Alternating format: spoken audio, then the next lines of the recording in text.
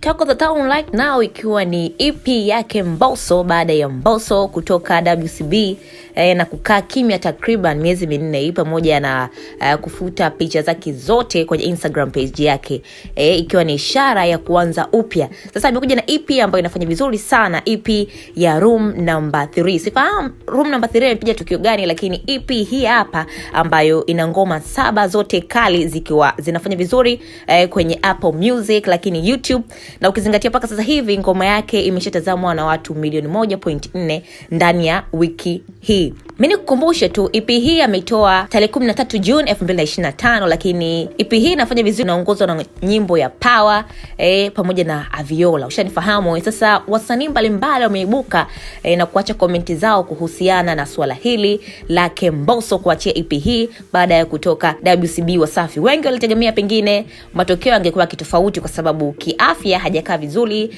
na kutoka katika lebo kubwa, lakini Mbosso amethibitisha vingine kabisa kwa sababu anazidi kuwa mkali zaidi ambavyo hata tulimdhania. Sasa Harmonize ameonyesha wazi kuvutiwa na kazi mpya ya Mbosso kupitia posti yake Instagram, ambapo waliposti screenshot ya lyrics video wimbo wa Power kutoka kwenye EP Room Number 3. Video hiyo tayari imeshatazamwa zaidi ya mara milioni 1.4 ndani ya siku 4 tu, na inashika nafasi ya kwanza kwenye trending ya muziki YouTube Tanzania.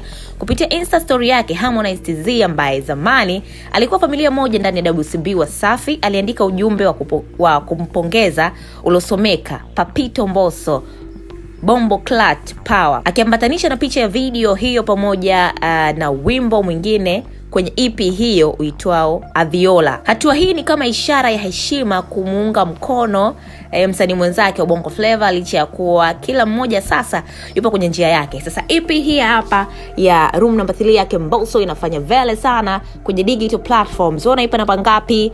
Ngoma gani unaikubali katika ngoma 7 za Room Number 3? Usahau acha comment yako hapa kupitia IPTV, ndio sehemu pekee ya kupata mastori yote ya ndani na nje za nchi. Kana sisi kwa ajili ya taarifa zote.